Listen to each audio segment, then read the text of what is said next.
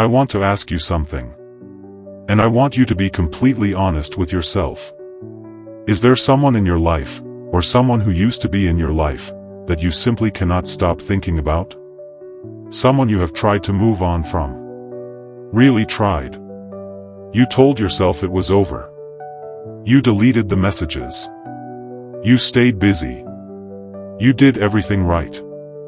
And yet, there they are. Still. Right in the center of your mind. On random mornings. On quiet evenings. In the middle of conversations with other people. You are not weak. You are not pathetic. You are not doing something wrong. There is a real psychological reason why moving on feels impossible sometimes. And today, we are going to talk about exactly what that reason is. Because once you understand it, everything changes. Imagine someone who ended a relationship 8 months ago. By all outside measures, they have moved on. New job. New routine. New experiences. But every single night, before sleep, that person's face appears. Their voice. A specific memory. A feeling that simply will not fade. And they lie there thinking, why? Why can't I just let this go? What is wrong with me? Nothing is wrong with them. And nothing is wrong with you. What they are experiencing. What you may be experiencing right now, has a name. It has a psychology. And it has an explanation. Here is what is actually happening inside your brain. When you are deeply connected to someone, your brain releases dopamine every single time you think about them, see them, hear from them. Dopamine is the chemical of reward, excitement, and pleasure. It is the same chemical involved in addiction. And here is the critical part, your brain does not just release dopamine when things are good. It releases the most dopamine during uncertainty. During the moments when you are not sure if they will text back. Not sure where you stand. Not sure what comes next. That uncertainty, that push and pull, created the strongest chemical response your brain knows how to make. So when that person leaves, your brain goes into withdrawal. Literally. The same way a body goes into withdrawal from a substance it depended on. That craving you feel? That desperate need to check their social media, to replay memories, to reach out just one more time? That is not love being dramatic. That is your brain chemistry doing exactly what it was designed to do. But the dopamine withdrawal is only part of the story. Psychologist Bluma Zygarnik discovered something remarkable about the human mind. We are wired, deeply, neurologically wired, to hold on to unfinished things. Completed experiences give us peace. Our brain files them away and moves forward. But incomplete ones? Relationships that ended without closure. Feelings that were never fully expressed. Questions that never got answered. Our brain keeps those files permanently open.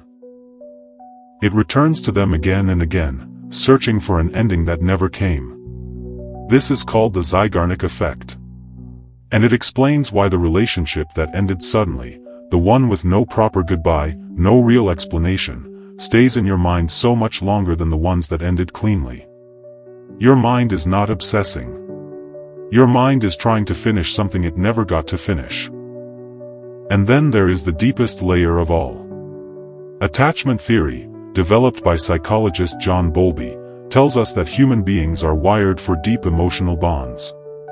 We are not designed to connect and disconnect easily. We are designed to attach. When that attachment is broken, whether through a breakup, a loss, or someone simply walking away, your nervous system experiences it as a genuine threat. Not metaphorically. Neurologically. Your body releases cortisol, the stress hormone. Your brain activates the same pain centers that respond to physical injury. Research from Columbia University showed that heartbreak and physical pain are processed in identical regions of the brain. So when people say, heartbreak feels like physical pain, they are not being poetic. They are being completely accurate. You are not struggling to move on because you are weak. You are struggling because your brain and body are responding to a real loss. In a real, biological, deeply human way. So what do you actually do with all of this? Here is where we get real. Step 1. Stop fighting the feeling. The more aggressively you try to push someone out of your mind, the stronger they come back. This is called the ironic process theory.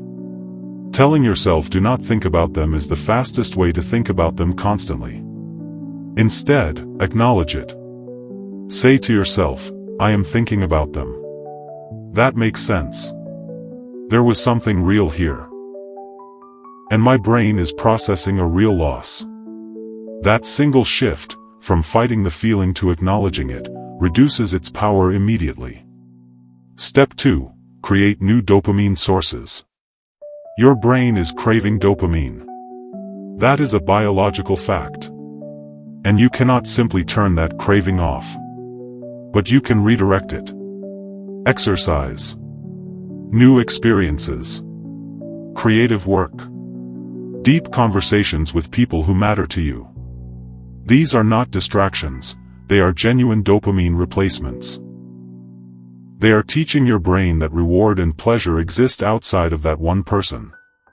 Step 3. Find closure within yourself. Waiting for them to give you closure is one of the most painful things you can do to yourself.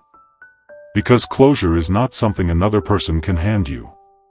Closure is something you create. Write the letter you never sent.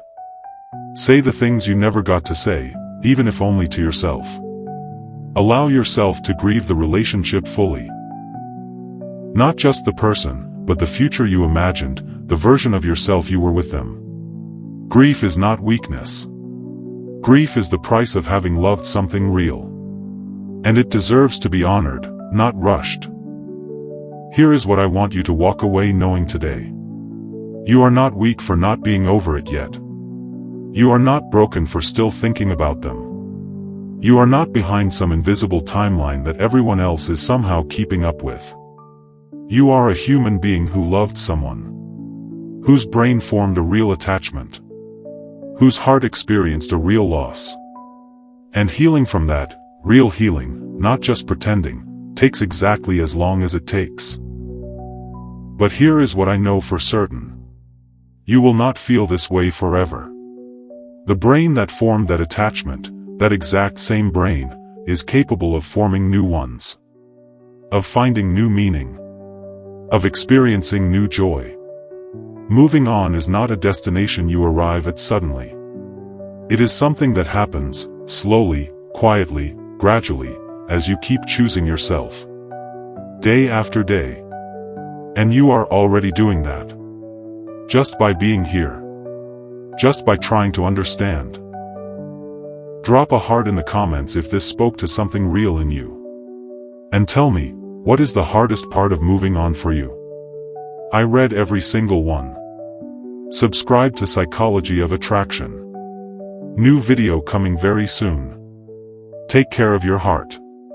I will see you in the next one.